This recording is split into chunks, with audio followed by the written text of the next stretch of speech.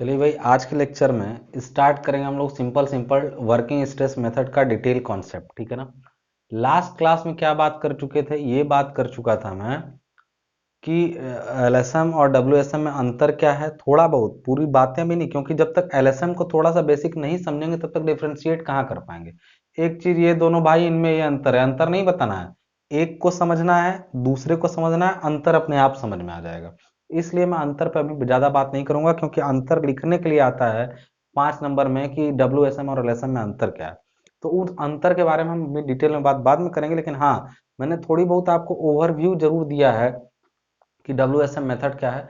डब्ल्यूएसएम में हमने ये देखा था कि मापांक, उसके एजम्पशंस क्या थे, लास्ट क्लास में एजम्पशंस और मापांक अनुपात एम के बारे में समझा था। एम ये बता रहा था कि कंक्रीट की तुलना में स्टील कितना गुना स्टिफ है। स्टिफ मतलब नॉन डिफॉर्मेबल है, ठीक है ना। तो लास्ट क्लास में हमने ये समझा था कि जो एम होता है, यानी आपका मॉड्यूलर रेशियो एम होता है, वो असल में होता क्या है, वो होता है ईएस अपॉन ईसी।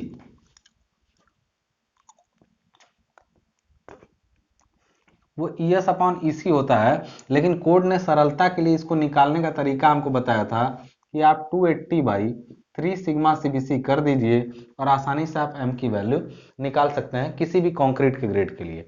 यहाँ पे क्लियर कर दिया जाए कि एम जो है वो केवल कंक्रीट के ग्रेड पर डिपेंड करता है, क्योंकि स्टील के लिए ईएस की वैल्यू फिक्स होती है, तो उसमें ज्यादा प्रॉब्लम नहीं होती है, ठीक है ना। तो एम निकालना आपने सीखा था। एम की जरूरत तब पड़ी थी जब दो अलग अलग मटेरियल, एक स्टील था और एक कंक्रीट था, दोनों को आपस में मिला के एक कंपोजिट सेक्शन बनाना था, तब हमको किसकी जरूरत पड़ी थी, एम की जरूरत पड़ी थी। तो मतलब एम एक बहुत ही बेहतर तरीका है दोनों मटेरियल के जो स्टिफनेस है उनको आपस में रिलेट करने का, ठीक है ना। अब यहाँ पर ध्यान दीजिएगा जरा, इससे हम लोगों को दो चीजें सीखनी है। पहली चीज हमको ये सीखनी है कि अगर इनके ये रेशियो, इसमें इन दोनों में ये रेशियो है, तो फिर इनके स्ट्रेसेस में क्या रेशियो होगा। देखिए, एक मैंने ये समझाया था कि एक को दूसरे में बदला जा सकता है। ये कहानी हमने अपने और एक बगल में एग्जांपल लेके लास्ट क्लास में समझाई थी। क्या समझाया था कि अगर एक है तो उसको दूसरे में बदला जा सकता है, it can be converted from one two another. अब कैसे इसको समझिएगा, जैसे सपोज करिए, यहां पे ध्यान समझिएगा कि हमने एक कॉलम लिया, हमने एक ऐसे कॉलम लिया, ध्यान समझिएगा, यहाँ पे कॉलम लिया हमने और कॉलम इस टाइप से नीचे है। इसमें कई कॉन्सेप्ट आपको समझ में आएंगे, ध्यान समझिएगा जरा। ये कॉलम है, कॉलम की कुछ लंबाई भी होगी, ऑब्वियस सी बात है, ये कॉलम की लंबाई है। और इसकी पूरी लंबाई में, यहाँ देखिए कॉलम में जब छड़ें लगती है ना, तो मान लीजिए एक छड़ ऐसे लगी है पूरी ऐसे, दूसरी छड़ इस कोने पे ऐसे लगी है मान लीजिए, तीसरी छड़ यहाँ पर ऐसे लगी है जो आपको दिखाई नहीं स्पष्ट देगी, और एक छड़ आपकी यहाँ लगी है। मतलब हिसाब किताब कुछ कॉलम्स का ये है कि छड़ें इसमें ऐसे ऐसे लगी हैं ऊपर। तो एक बात बताइए, ये जो छड़ें, अच्छा ऊपर से देखेंगे तो कैसा दिखाई देगा, ऊपर से दिखाई देगा आपको कि ऊपर ये जो है ये पूरा कॉलम है, कॉलम में इस कोने पर एक छड़, इस कोने पर एक छड़, एक छड़ यहाँ पर, एक छड़ यहाँ पे, ऐसे लगा हुआ है इस कॉलम में। बात समझ, ये ऊपर से आपको दिखाई देगा, मतलब टॉप व्यू इसका ऐसा होगा। अब एक चीज बताइए, इस कॉलम पर अगर लोड लगे, ऐसे लोड लगे ऊपर से, मतलब जबरदस्त तरीके से लोड लगा, तो लोड लगने पे एक कॉलम दबा, जैसे पहले एल लंबाई का था, तो छड़े भी इसमें एल लंबाई की रही होंगी, छड़े भी एल, जितना लंबा कॉलम उतनी लंबे उसमें छड़े। अब अगर थोड़ा सा इस पर लोड लगा तो इस कॉलम की लेंथ में सपोज करिए थोड़ी सी कमी आई, और वो कमी जो आई वो डेल्टा एल की आई। बात समझ में आ रही है ना, डेल्टा एल की कमी आ गई। तो बताइए विकृति ई क्या होगी, ई स्ट्रेन जो होता है वो होता है डेल एल बाई एल, प्रारंभ लंबाई में परिवर्तन बटा वास्तविक लंबाई ही स्ट्रेन यानी विकृति होता है। समझने वाली बात यहाँ पे है कि विकृति, चलिए ठीक है ये होता है, लेकिन जो छड़ों में विकृति हुई है उतनी ही विकृति कंक्रीट में भी हुई है क्या। कंक्रीट का कॉलम था और दोनों पे ही एक साथ, जब कंक्रीट और दोनों एक साथ अच्छे से जुड़े हैं, देखिए यहाँ पे कई शर्तें हैं। पहली बात, पहली चीज कि दोनों ही कंप्रेशन जोन में है या फिर दोनों ही टेंशन जोन में है। ये नहीं कि एक कंप्रेशन एक टेंशन, दोनों कंप्रेशन में है या दोनों खींचेंगे तो दोनों खींचेंगे, और दबेंगे तो दोनों दबेंगे, ये चीज क्लियर है, पहली जरूरी बात। दूसरी चीज क्या होता है इसमें, खास बात क्या होता है कि बॉन्ड परफेक्ट है। बॉन्ड आपकी कैसी है, बॉन्ड कैसी है, परफेक्ट है। बॉन्ड परफेक्ट है और दोनों साथ साथ दब रहे हैं, तो इसमें समझदारी वाली बात क्या हुई, समझदारी वाली बात ये हुई कि दोनों में स्ट्रेन इक्वल होगी। स्ट्रेन इक्वल का मतलब हुआ कि दोनों में डेल एल बाई एल कर, क्यों, अरे भाई एल जब ये दबेगा डेल एल, तो पहले ये भी एल था, ये छड़ भी एल थी, कंक्रीट भी एल था, जब दबे तो दोनों में डेल्टा एल की कमी आई। तो हम ये लिख सकते हैं कि यहाँ पे हमने क्या सीखा, हमने पहली चीज सीखी कि जो ईएस है यानी स्टील में स्ट्रेन, वो बराबर है किसके, कंक्रीट में स्ट्रेन इसी के, ये बराबर है। इस चीज को हमने समझ लिया। ये कैसे पता चला, ये तभी, हर जगह ऐसा नहीं होगा, ये हर जगह नहीं होगा, ये केवल ऐसे हो सकता है जब कंप्रेशन टेंशन दोनों सेम हो और बॉन्ड दोनों में क्या हो, परफेक्ट हो, तभी ऐसा पॉसिबल है। इस चीज को ध्यान देना है। अब ईएस अपॉन ईसी है, तो हम एक चीज और जानते हैं अच्छे तरीके से, क्या, सिग्मा इज इक्वल टू होता है कैपिटल ई इंटू ये बार बार आ रहा है बीच में, ये छोड़ेगा नहीं आपका पीछा। जो लोग सोम या स्ट्रेस स्ट्रेन अच्छे से नहीं पढ़े उनका पीछा ये नहीं छोड़ेगा। ये बताइए यहाँ पे ध्यान से कि यहाँ से ये ई इज इक्वल टू क्या है, किसी पदार्थ में उत्पन्न प्रतिबल और विकृति के बीच में संबंध है। तो हम लोग यहाँ से स्मॉल ई की वैल्यू क्या ले सकते हैं, तो आप कहेंगे सिग्मा बाई ई, ऐसे ये वैल्यू हम लोग ले सकते हैं किसी भी पदार्थ में। एक बात बताओ दोस्त कि अगर स्ट्रेन ई है तो ये सिग्मा बाई कैपिटल ई का रेशियो होगा। तो स्ट्रेन अगर कंक्रीट में होगी तो कंक्रीट में उत्पन्न प्रतिबल बटे कंक्रीट का प्रत्यास्थ मापांक, अगर स्ट्रेन स्टील में होगी तो स्टील में उत्पन्न प्रतिबल और स्टील में उत्पन्न प्रत्यास्थ मापांक। तो इसका मतलब हम यहाँ लिख सकते हैं कि ES इज इक्वल टू, ई की जगह हमने ES लिखा, तो यहाँ सिग्मा की जगह सिग्मा ST लिख सकते हैं। क्यों, याद करिए सिग्मा ST हमने स्टील में अलाउेबल स्ट्रेस दिखाया था, और इसी तरह कंक्रीट में अलाउेबल स्ट्रेस को हमने लिखा था सिग्मा CBC, लेकिन हमने एक गलत लिखा है, सिग्मा ST सिग्मा CBC के बराबर नहीं है, बल्कि सिग्मा ST बाई यहां पर ES यानी स्टील में स्ट्रेस, देखिए सिग्मा बाई ई ना है ई का वैल्यू, तो ई का वैल्यू हमने यहां लिखा, और उधर इसी का वैल्यू में सिग्मा CBC बाई हमने इसी लिख दिया। इससे आप लोग सहमत हैं बताइए, केवल ES और EC की वैल्यू लिखे हैं, ES और EC बराबर होंगे ये पहले पता कर चुके हैं, इसका मतलब this by this will be equal to this by this, ये भी सही होगा। यानी हम ये कह सकते हैं कि सिग्मा ST जो होगा वो बराबर होगा, देखिए उधर ले जाए, अगर ES को उधर ले जाए तो ES अपॉन यहां पर हम लिख दिया EC इंटू यहाँ क्या लिख दिया हमने, सिग्मा CBC।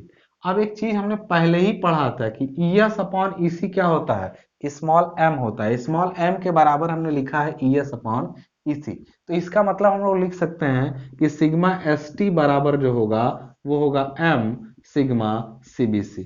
इससे क्या पता चला, इस बात से क्या पता चला, इससे ये पता चला कि अगर किसी एक ही जगह पर कंक्रीट और स्टील दोनों है, यदि किसी एक ही जगह पर कंक्रीट और स्टील दोनों है, तो स्ट्रेस जो स्टील में होगा यानी stress in steel steel is equal to m times stress stress in concrete, m time stress in concrete. मतलब स्ट्रेस स्टील में जो झेलेगा, लाइक एक स्टील है एक कंक्रीट है, अगर स्टील में स्ट्रेस पूछे कितना होगा, तो कंक्रीट में अगर 2 है और m का वैल्यू 18 है, तो इसका मतलब स्टील में 36 होगा। नहीं समझे क्या बात, अगर कंक्रीट में स्ट्रेस 2 है और m की वैल्यू 18 है तो इसमें 36 कैसे हुआ, स्टील असल में 18 गुना अगर ज्यादा मजबूत रहा होगा, तो वो दोनों एक साथ जब खड़े होंगे तो जो जितना ज्यादा मजबूत होता है वो उतना झेलता है, लेकिन दोनों में बात जो विकृति होती है वो बराबर होती है। ये तभी संभव हुआ sigma ST equal to m sigma CBC जब दोनों में विकृति क्या हो, बराबर हो। अगर दोनों में विकृतियां अलग अलग, जैसे बीम में, अगर ये बीम होता है ऐसे, अगर हम एग्जांपल के तौर पे एक बीम लें, बीम में, और बीम में कंक्रीट में स्ट्रेस ऊपर सिग्मा CBC माने, ऊपर क्यों, कंप्रेशन वाला, और नीचे स्टील में सिग्मा ST माने, तो बिल्कुल भी ये दोनों में ये संबंध नहीं होगा। क्यों नहीं होगा, क्योंकि नीचे देखिए यहाँ पे स्टील है और कंक्रीट वहां ऊपर है, अरे ये खींचेगा वो दबेगा, तो दोनों में विकृति बराबर कैसे हुई। यहाँ समझदारी वाली बात यह है, ध्यान रखिएगा कि यहाँ जो स्टील होती है ना, बीम वगैरह में जो स्टील लगी होती है फ्लेक्सुरल मेंबर में, जो यहाँ बनी रहती है स्टील, उसके अगल बगल भी कुछ कंक्रीट रहती है। मतलब सपोज सिंपल समझिए कि यहाँ की जो स्टील होती है उसको अगर कंक्रीट में बदल दिया जाए, like if this steel is converted into concrete, तो stress in that concrete will be equal to sigma S T by M. मतलब अगर हम यहां से लिखें तो ये बताइए सिग्मा सीबीसी बराबर क्या हो रहा है, सिग्मा सीबीसी बराबर sigma S T by M, sigma S T by M. तो कहेंगे कंक्रीट में स्ट्रेस जो होगा वो sigma S T by M, यानी स्टील का जितना स्ट्रेस होगा बटा एम करेंगे तब कंक्रीट में स्ट्रेस आएगा। लेकिन कौन सी कंक्रीट में? क्या इस ऊपर वाली कंक्रीट में, बीम के केस में? नहीं, नीचे जो स्टील के जगह पर इक्विवेलेंट कंक्रीट आएगी उसमें वो स्ट्रेस होगा। कहेंगे सर वहां कौन सी कंक्रीट आएगी? मैंने बोला ना स्टील कंक्रीट में कन्वर्ट होगा। ये कभी मत सोचिएगा सर नीचे वाली कंक्रीट, ये न्यूट्रल एक्सिस के नीचे की कंक्रीट से हमें कोई मतलब नहीं है, हमें मतलब ऊपर की कंक्रीट से है। और स्टील जहां लगी है उसके जगह पर जो कंक्रीट आ जाएगी उस कंक्रीट से भी मतलब है। मतलब असल में ऐसी कोई कंक्रीट है नहीं जो स्टील की जगह पर आ जाए। It is assume that there is some part of concrete in place of steel and that concrete is known as equivalent concrete. बात समझ में आ रही ना? मतलब when this steel is substituted by concrete, the stress in this concrete will be equal to sigma S T by M. यहां पर ये चीज ध्यान देने वाली बात है और समझने वाली बात है कि ये संबंध जो है वो बिल्कुल भी इस सिग्मा सीबीसी मतलब कंक्रीट के और नीचे नहीं, बल्कि इसी के जगह पर जो स्टील की जगह पर जो कंक्रीट आती है उसमें स्ट्रेस क्यों? अरे दोनों एक ही जगह रहेंगे। सपोज यहाँ स्टील था, यहीं कंक्रीट मान लें, स्टील की जगह पर क्या मान लें? कंक्रीट मान लें, तब दोनों एक साथ खींचेंगे या दोनों एक साथ दबेंगे। लेकिन यहां पर बिल्कुल ऐसा संभव नहीं है। इस चीज का ध्यान रखिएगा कि इनमें ये संबंध बिल्कुल भी नहीं होगा। लेट अस सी। अच्छा, एक चीज समझ में आया कि एक रिलेशन हमको यहां से मिला कि स्टील में उत्पन्न प्रतिबल कंक्रीट के m गुना होते हैं तब जब दोनों एक ही जेन में हो और दोनों में स्ट्रेन क्या हो? समान हो, तब ऐसा संभव होता है। अच्छा, इसी कॉलम में एक चीज और हम समझे। अच्छा, इससे ये पता चला कि स्ट्रेसेस का बड़ा इम्बैलेंसमेंट है। असल में मोटा मोटा एम का वैल्यू अगर हम देखें, सपोज हमने यहां पर लिया है M15 ग्रेड का, M15 ग्रेड की कंक्रीट ली, तो स्मॉल m की वैल्यू 18 आ जाएगी। ये स्मॉल m क्या बताता है? ये ES अपॉन EC बताता है। ये कहा कि असल में ES अपॉन EC में 18 आने का अर्थ है कि अगर एक ये हुआ तो ये 18 रहा होगा, ये एक रहा होगा तो ये 18 रहा होगा। इसका मतलब है असल में स्टील जो है इसकी स्टीफनेस 18 गुना ज्यादा है या m गुना ज्यादा है, या m गुना ज्यादा है। m बराबर 18 ने का मतलब ES जो है वो m गुना या 18 गुना ज्यादा है। अर्थात यही कह भी रहा है कि जो जितना ज्यादा है, 18 गुना कोई चीज मजबूत है तो वो स्ट्रेस भी 18 गुना झेलेगी। इसका 2 है तो इसका 18 गुना स्ट्रेस ये अकेले ले लेगा। जो जितना मजबूत रहता है वो उतना ही ज्यादा स्ट्रेस लेता है। दैट्स इट, खत्म। अब बात करते हैं हम लोग इक्विवेलेंट एरिया की। यहां पर हमने क्या सीखा? यहां पर हमने जो ये टॉपिक आपका कवर किया कि इसमें एक संबंध समझा, केवल इस रिलेशन को। दूसरा अब हम लोग बात करेंगे एक चीज के बारे में which is known as equivalent area. Equivalent area क्या होता है? इक्विवेलेंट एरिया का मतलब होता है कि देखिए यहां पे मैंने बोला था कि एक के एरिया को दूसरे के एरिया में बदला जा सकता है। अच्छा, सपोज करिए यहाँ पे इस जगह पे ये छड़ें हैं, छड़ ऐसे हैं, गोल गोल छड़ें इसमें बनाई गई हैं। जब लोड लगता है तो पूरे एरिया पे लगता है। और सपोज करिए पूरा एरिया ए है और जो दो भागों में बटा है एरिया, वो जैसे पूरा एरिया ए है, इसमें कुछ भाग जो है वो कंक्रीट है और कुछ भाग क्या है? स्टील है। यहां ध्यान रखिएगा, यहां पर दो भागों में एरिया बटा है। ये पूरे एरिया में कुछ जगह पर स्टील है और बाकी जगह पर क्या है? कंक्रीट है। मतलब पूरे एरिया में एएस और एसी दो चीजें आपकी क्या है? ऐड है। बात समझ में आ रही ना? अब यहां से आप लोग अगर इसको समझ लें, दोनों एरिया बटे हुए हैं, तो हम कह सकते हैं कि ये पूरा कॉलम कितना लोड ले सकता है। आप जानते हैं लोड बराबर जो होता है, लोड बराबर जो होता है वो स्ट्रेस स्ट्रेस इनटू एरिया होता है। लोड कोई चीज कितना झेल सकती है वो, अरे भैया ये स्ट्रेस बराबर होता है लोड अपॉन एरिया, तो वहीं से लोड बराबर स्ट्रेस इनटू एरिया। अब लोड P जो आएगा, पूरा लोड सपोज करिए ये P झेल सकता है, इस पर पूरा लोड जो लगा वो फाइनली अगर आप मान लें तो ये सपोज करिए कि लोड P ये ऊपर से झेल सकता है। तो यहाँ पर P is equal to stress क्या होगा और एरिया, तो दो एरिया है दो स्ट्रेस है, दोनों को अलग अलग ले लेते हैं, सिंपल सी बात है, दोनों को अलग अलग ले लेते हैं। कितना लें, स्ट्रेस और एरिया का लेना है। तो स्ट्रेस मतलब ले ले एक बार कंक्रीट का स्ट्रेस, कंक्रीट में स्ट्रेस सिग्मा सीबीसी होता है, और ध्यान रखिएगा कंक्रीट में स्ट्रेस कंक्रीट का एरिया, प्लस स्टील में स्ट्रेस और स्टील का एरिया, यही दो चीजें तो हैं, दोनों में अलग अलग stress into area, stress into area लिया। तो एक चीज हम यहाँ पे समझ सकते हैं कि P इज इक्वल टू जो हुआ, हम यहाँ से अगर सिग्मा सीबीसी लिखें, यहाँ पर AC लिखें, लेकिन यहाँ प्लस किया हमने, सिग्मा ST की जगह हम लिख रहे हैं M सिग्मा सीबीसी और यहाँ लिख रहे हैं AST। कोई दिक्कत? क्यों? क्योंकि हम जानते हैं कि सिग्मा, अच्छा दोनों एक ही जगह पर है, कालम में दोनों उसी का तो लिए हैं, तो यहां पर सिग्मा ST की जगह हम M सिग्मा CBC लिख सकते हैं, बिल्कुल लिख सकते हैं। यहां से हमें पता चला कि P इज इक्वल टू, अगर सिग्मा CBC दोनों में कॉमन कर दें, सिग्मा CBC देखिए दोनों में है, सिग्मा CBC को अगर कॉमन किया तो बचा AC प्लस MAST। इससे क्या सिद्ध हुआ जानते हैं? इससे सिद्ध हुआ कि यहां पर सिग्मा CBC स्ट्रेस निकला और ये पूरा एरिया है, ये पूरा जो आया है ना, ये यहां से यहां तक, ये पूरा हिस्सा नीचे का एरिया। असल में दोनों में अब स्ट्रेस तो एक समान हो गया, स्ट्रेस को बाहर किए तो बचा क्या, एक में कंक्रीट का एरिया AC, अच्छा हमने किया क्या था, स्टील का एरिया स्टील का स्ट्रेस, कंक्रीट का एरिया कंक्रीट का स्ट्रेस, तो लास्ट में स्टील का स्ट्रेस गायब, बचा कौन, कंक्रीट का स्ट्रेस। तो असल में तो इसका मतलब ये पूरा कंक्रीट का एरिया होगा, जब ये कंक्रीट का स्ट्रेस है तो ये कंक्रीट का एरिया होगा। तो जब ये एरिया कंक्रीट का एरिया है तो इसका मतलब है कि पूरा के पूरे एरिया को कंक्रीट में बदला गया है, पूरे के पूरे एरिया को कंक्रीट में बदला गया है, ये क्लियर है, पूरे एरिया को। यानी कि पहले कंक्रीट का एरिया AC था और स्ट्रेस सिग्मा CBC था, लेकिन अब कंक्रीट, अब अच्छा ये सिग्मा CBC इंटू AC तो वो पहले भी था, लेकिन हाई जो चेंज हुआ है अगर उसको हम सोचें, अगर स्ट्रेस को सिग्मा CBC कर दें तो असल में ये स्टील ही है जो कंक्रीट में बदल गई है।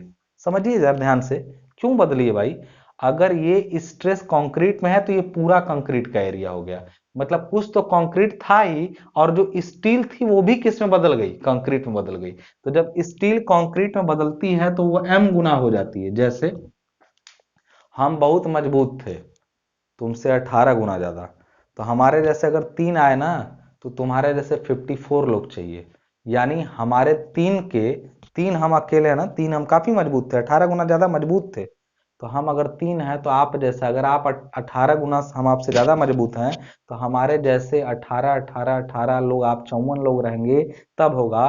तो इसीलिए स्टील मजबूत थी, स्टील को हटा के उसके जगह अगर कंक्रीट लाएंगे तो M गुना कंक्रीट आपको लाना पड़ेगा, इस चीज का ध्यान रहे, M गुना कंक्रीट लाना पड़ेगा, इस चीज का ध्यान रहे। यानी फाइनल जवाब क्या मिला कि यहाँ P is equal to sigma CBC into AC, तो इस एरिया को कहते हैं इक्विवेलेंट, यानी this AC plus MAST is known as equivalent area of concrete, equivalent area of